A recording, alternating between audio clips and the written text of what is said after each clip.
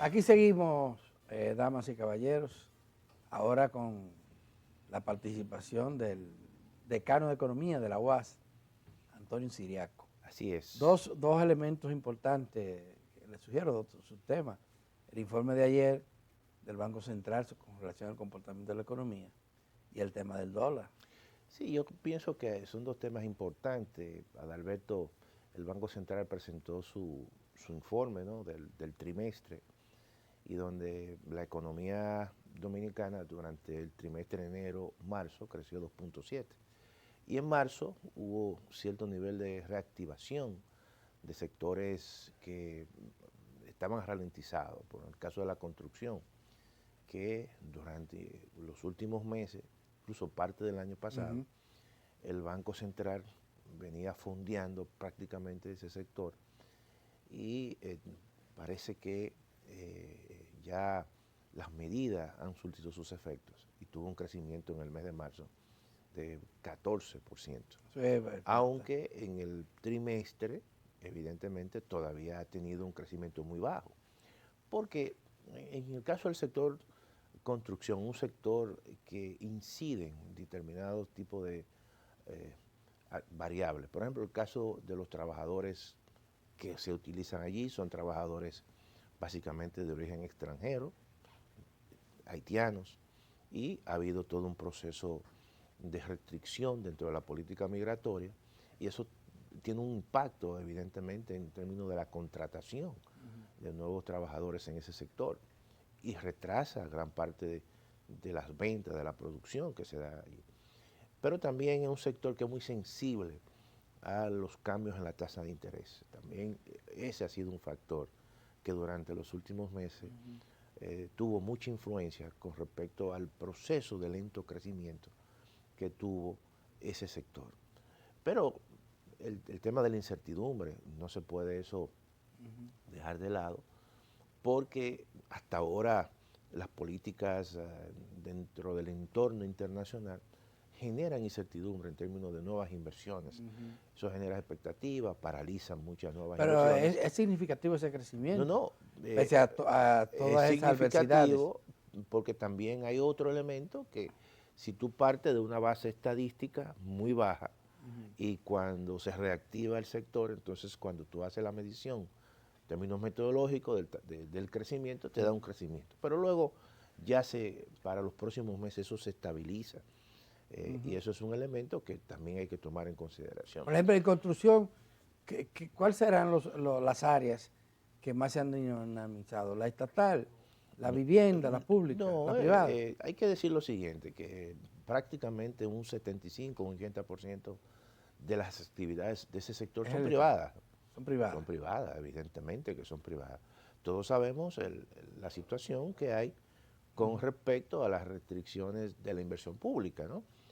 Pero eso es una actividad privada, incluso es una actividad que una vez sus resultados en términos inmobiliarios.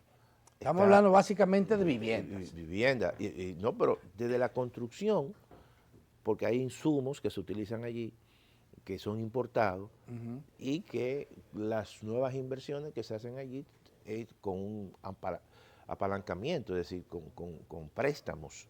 Y entonces todo eso hay, como te he dicho, variables que siempre inciden. Usted hablaba de la tasa de interés, exactamente. Pero también es un sector que te iba a decir que está dolarizado. Y ahí influye también el tipo de cambio. Y todos sabemos que en las últimas semanas, excepto ya más reciente, hubo un tema con el tipo de cambio desde el principio del año. Los 2 primeros meses del año, claro, casi los 3. Estuvo bordeando... los 3, porque es en abril, claro, a final de marzo que comienza a bajar la tasa. Y todos sabemos que el tipo de cambio sobrepasó incluso las proyecciones dentro del marco macroeconómico que el gobierno había estimado 63.11. Sí. Precisar eso porque la tendencia entonces es a que se normalice la inversión y crezca más en el sector inmobiliario por ese factor, porque la tasa de interés, la tasa del dólar, la tasa del dólar ha cedido y también la tasa de interés de una forma más lenta, también ha venido cediendo. Pero también Pero hay que muy tomar, lenta esa, sí. sí, claro, pero también hay que tomar en consideración que hay un efecto de estímulo que el Banco Central también a principios de año fondió, y parece que eso también ha Está dando venido resultados. surtiendo sus efectos. O sea, es decir, que es una combinación de varios elementos que han dado como resultado este crecimiento del sector de la construcción en el mes de marzo. Pero hay otros sectores que también reflejan cierto nivel de atonía, vamos a decir, de debilidad de la actividad económica, fruto también de las expectativas. El sector turismo ha venido teniendo un crecimiento relativamente mucho más lento que en años anteriores. Sí. Y entonces eso, un sector muy abierto al sector, al mundo, y entonces refleja de muchas maneras la situación del entorno internacional y del resto de los países. No hay que olvidar que la gran mayoría de los turistas que vienen a la República Dominicana vienen de Estados Unidos.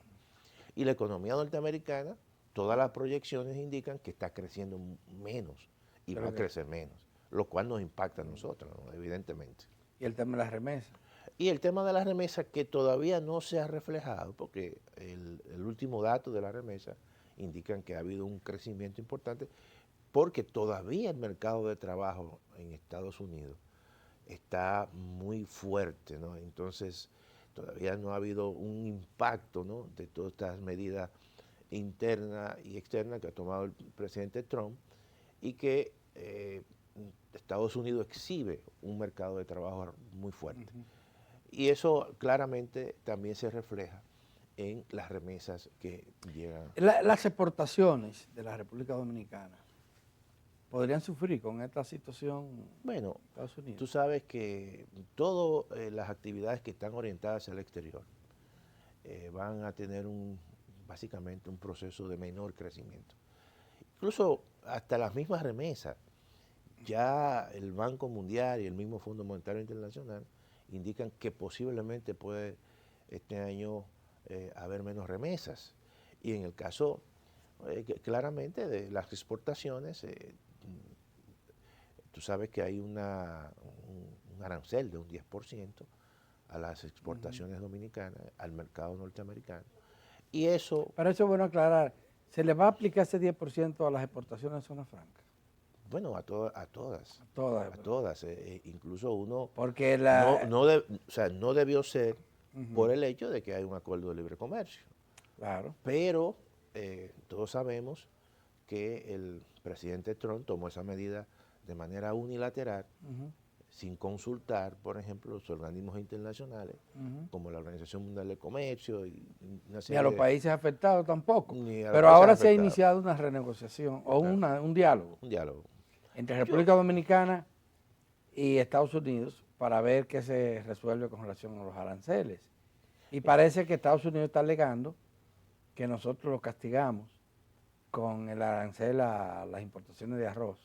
Mira, hay un documento que no sé si todo el mundo lo vio cuando el presidente Trump anuncia su famoso Día de la Liberación y anuncia los aranceles recíprocos. Saca un documento, lo tenía en la mano, y en ese documento sobre restricciones a las barreras externas, básicamente ahí hay una notificación para cada uno de los países. Está la República Dominicana y se hace mención precisamente de ese arancel que se le impone al arroz a partir de 23.000 toneladas métricas de un contingente.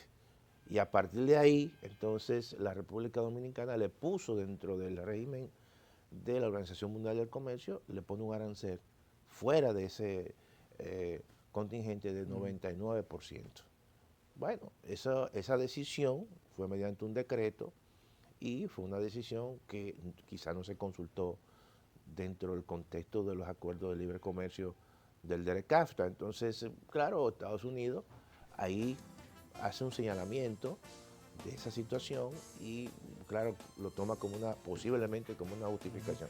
Pero yo creo que no solamente a la República Dominicana, sino a todos los países del DERECAFTA, incluso donde Estados Unidos tiene un superávit es de quizás de los esquemas de libre comercio donde tiene un superávit.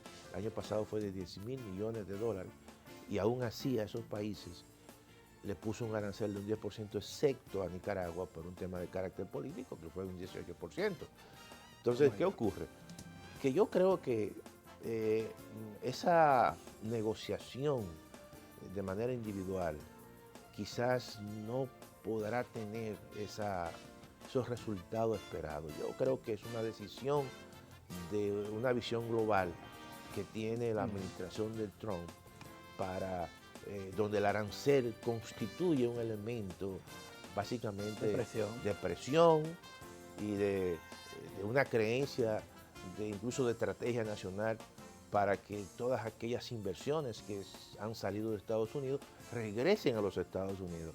Y eso es algo muy generalizado. Por eso yo digo que lo más quizá deseable hubiese sido que la República Dominicana, mediante un liderazgo, ¿verdad?, regional, que lo podía encabezar el presidente de la República, a través del DERECASTA, en bloque hubiese... No, pero los amoríos están muy buenos entre Estados Unidos y República Dominicana para que el presidente Luis Abinader se ponga a buscar aliados. Yo digo que si es así, entonces, y si cede Trump, entonces lo único que esos amoríos no nos dan buenos resultados. Pero hasta ahora, la comisión que mandamos, la comisión que mandó el país a negociar a Washington, vino con la mano vacía. No, y hasta ahora el presidente Trump no ha hecho ningún tipo de... no ha cedido, vamos a decir así, de manera generalizada. Pero ya vamos a ver, porque Trump viene para acá. Ah, no sabía. A la cumbre de las Américas. Ah, bueno. Eso dijo el presidente ayer. Damas y caballeros, se nos acabó el tiempo, profesor, se nos acabó el tiempo. Bueno. Gracias por su comparecencia. Y les invitamos a ustedes a que mañana no se pierdan la otra entrega, la siguiente entrega de este su telediario 1+1.